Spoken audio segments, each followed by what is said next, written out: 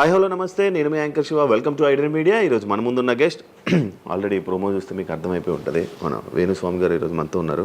నేను గత 2-3 సంవత్సరాల నుంచి అనుకుంటున్నాను అసలు వేణుస్వామి గారిని కలవాలి, ఒకసారి మనం మాట్లాడాలి, మనం కూడా ఇంటర్వ్యూ చేయాలి, కొన్ని విషయాలు తెలుసుకోవాలి అని నేను చాలాసార్లు ప్రయత్నించాను, బట్ అవ్వలేదు. ఫైనల్గా ఇప్పుడు అయ్యింది. అదే కాకుండా మరి కొన్ని రోజులు ఉగాది రానుంది, దాని గురించి రాశి ఫలాలు అండ్ కొత్త విషయాలు ఆయన మాటల్లోనే తెలుసుకునే ప్రయత్నం అయితే చేద్దాం. హాయ్ సార్, ఎలా ఉన్నారు? ఓం నమో వెంకటేశాయ. వెంకటాది సంస్థానం బ్రహ్మాండే నాస్తికించిన వెంకటేశ సమోదేవో నా భూతో నా భవిష్యతి. సూపర్. అది ఎందుకు చెప్పారు సార్? ఇప్పుడు వెంకటాది సంస్థానం బ్రహ్మాండే నాస్తికించిన వెంకటేశ సమోదేవో నా భూతో నా భవిష్యతి అంటే కలియుగ దైవమైనటువంటి ప్రోటోకాల్ దైవమైనటువంటి వెంకటేశ్వర స్వామి వారు లాంటి భగవంతుడు, దేవుడు ఇక రాడు, రాలేడు, రాబోడు. అలాగే ప్రపంచం మొత్తంలో తిరుమల లాంటి ప్రదేశము ఎక్కడా ఉండదు, అక్కడ ఉన్నంత మనశ్శాంతి ప్రపంచంలో ఎక్కడా ఉండదు అని దాని సారాంశం. దానికి ఇంటర్వ్యూకి సంబంధం ఏమైనా ఉందా? నేను ఫాలో అయ్యేది శ్రీ వెంకటేశ్వర స్వామిని, కామాఖ్య అమ్మవారిని. సో మనం ఏదైతే జనరల్గా మాట్లాడతామో ఆ మాట్లాడే సందర్భంలో ఈ జనరల్గా నాకు ఇప్పటి వరకు గత 20 సంవత్సరాల నుండి ఏ ఇంటర్వ్యూలో కూడా పేపరు పెన్ను ప్రిపేర్ అవ్వడము, పేపర్లు పెన్నులు పెట్టుకొని వచ్చి కూర్చోవడము అలవాట్లేదు. సో నేను కూర్చొని మాట్లాడింది అంతా కూడా ఆ స్వామి అమ్మవారు మాత్రమే పలికిస్తారు. సో నేను మాట్లాడే ప్రతి మాట నాకు సంబంధం లేదు, ఎందుకంటే మీరు అబ్జర్వ్ చేసిరు, నా దగ్గర ఏ పెన్ను లేదు, పేపర్ లేదు. మీరు ఏం అడుగుతారో నాకు తెలియదు, నేను మీతో ఈ ప్రశ్నలు అడగాలని నేను ఇంతవరకు చెప్పలేదు. సో మీరు ఏం అడుగుతారో మీ ఐక్యూ లెవెల్ని బట్టి ఉంటుంది. సో నాకు ఆన్సర్ చేసేది స్వామి అమ్మవార్లు ఆన్సర్ చేస్తారు. సో అది చెప్పి ఇంటర్వ్యూలో కూర్చోవడం నాకు అలవాటు. సో ఏదైనా మీరే పలికిస్తారు అనేటువంటి బ్లైండ్ నమ్మకంతో, గుడ్డి నమ్మకంతో ఆ స్వామిని అమ్మవారిని నమ్ముకొని కూర్చుంటాను ఇంటర్వ్యూలో. సో నాకు అలవాటు ఏంటంటే కలియుగ దైవం, ప్రోటోకాల్ దైవం మనం చూస్తుంటాం. మాకు రాముడు ఇష్టము, మాకు శివుడు ఇష్టము. వెంకటేశ్వర స్వామి వద్ద మాత్రమే డబ్బు ఉంటుంది, వేరే వాళ్ళ దగ్గర డబ్బులు ఉండవు. ఉదాహరణ, రాముడు ఉన్నాడు, సంవత్సరం నాడు ఒకటే రోజు ఆయన దగ్గరికి పోతాం మనం, అది శ్రీరామనవమి. శివుడు ఉన్నాడు, శివరాత్రి నాడు తప్ప ఎప్పుడూ పోము, కానీ ప్రతిరోజు వెళ్ళేది వెంకటేశ్వర స్వామి వారి దగ్గర. వెంకటేశ్వర స్వామి భోగమైనటువంటి అనుభవిస్తూ ఉంటాడు. ఆయనకు భోగ శ్రీనివాసులు అని వెంకటేశ్వర స్వామి వారు, మనం తిరుపతికి వెళ్తే తిరుపతిలో వెంకటేశ్వర స్వామి వారి దగ్గర చిన్న విగ్రహం ఉంటుంది కింద, దాన్ని భోగ వెంకటేశ్వర స్వామి అంటారు. అంటే ఆయనకున్నంత అనుభవించేదంతా ఆయన్ని అక్కడనే ఆ వెంకటేశ్వర స్వామి వారే అనుభవిస్తారు. సో అందుకనే ఆయనకు అంత లగ్జరీ లైఫ్ ఉంటుంది. సో లక్ష్మి కూడా వెంకటేశ్వర స్వామి దగ్గరనే ఉంటుంది. అంటే మన కలియుగంలో ప్రోటోకాల్ దైవం అంటే వెంకటేశ్వర స్వామి. డబ్బును ఎంజాయ్ చేయాలి, డబ్బు రావాలి, లగ్జరీస్ అంటే వెంకటేశ్వర స్వామి. అందుకనే వెంకటేశ్వర స్వామి వారి మాట తీసుకొని మాత్రమే నేను ఇంటర్వ్యూని స్టార్ట్ చేస్తాను. మీకు డబ్బు రావాలి? ఎవరికి? మీకు. నాకు డబ్బు వచ్చింది ఆల్రెడీ, ఎనఫ్. ఎలా వచ్చింది? ఎలా సంపాదించారు? సంపాదించాలనే కసి ఉంటుంది కాబట్టి సంపాదిస్తాం. అంటే నేను ఎలా నమ్ముతా అంటే, ఒక సామెత ఉంటుంది, వీడి జాతకమే బాగుంటే వీడి జాతకాలు ఎందుకు చెప్పుకుంటాడు. సో నా జాతకం బాగుంది అని ప్రూవ్ చేసుకోవడానికి the first ever astrologer range rover వాడేటువంటి జ్యోతిష్కుడు నేను ఒక్కనే ఇండియాలో. సో అన్ని లగ్జరీస్ లైఫ్లో ఎంజాయ్ చేస్తేనే వేరే వాడికి మనం మాట్లాడేటువంటి రైట్స్ ఉంటాయి అనేటువంటిది ఉద్దేశం నాది. ఓకే, ఎగ్జాంపుల్ చెప్తా.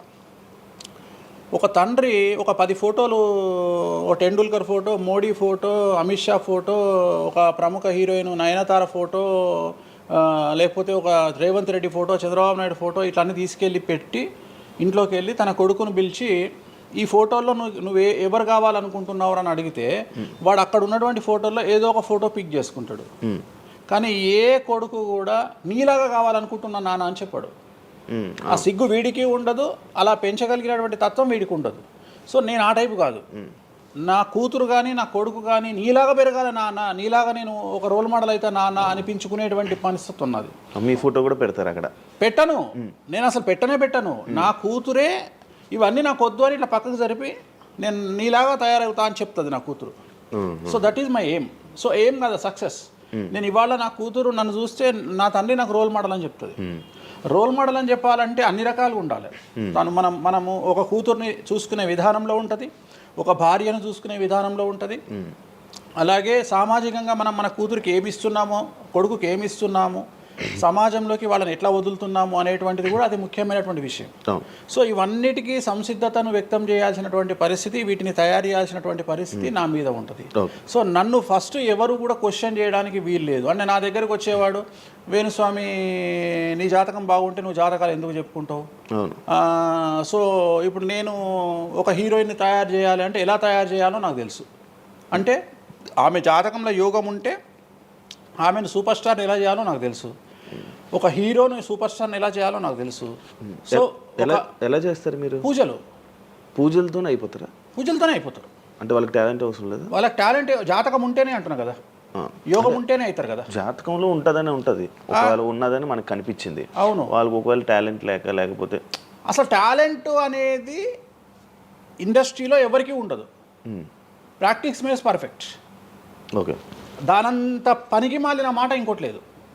శివ రాగానే ఫస్ట్ ఇంటర్వ్యూలోనే ఇరగదీయడు. శివ 1వ ఇంటర్వ్యూకు, శివ 100వ ఇంటర్వ్యూకు నక్కకు నాగలో అనుకున్నంత తేడా ఉంటుంది. మరి శివ ఫస్ట్ ఇంటర్వ్యూలోనే టాలెంట్ ఇరగదీసిండా? Practice makes perfect. అంత ఛాన్స్ ఇవ్వట్లేదు కదా ఇప్పుడు ఇండస్ట్రీలో. ఎవరు ఇక్కడికి వచ్చి ప్రాక్టీస్ చేసుకుంటామంటే ఛాన్సులు రావట్లేదు కదా. ఆటోమేటిక్గా టాలెంట్ అనేది మనము ప్లే చేస్తున్న రోల్స్ను బట్టి వస్తుంది. డైరెక్ట్గా అల్లు అర్జున్ గంగోత్రి సినిమాలో చూసిన అల్లు అర్జున్కు, పుష్ప 3లో చూసిన అల్లు అర్జున్కు కోడిపిల్ల లెక్క కళ్ళు తిరిగి కింద పడతాం అందరం.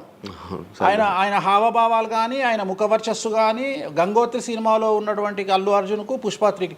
మరి గంగోత్రిలోనే పుష్ప 3 లాగా ఎందుకు లేడు అల్లు అర్జున్ అంటే? మరి అప్పుడు టాలెంట్ లేదా?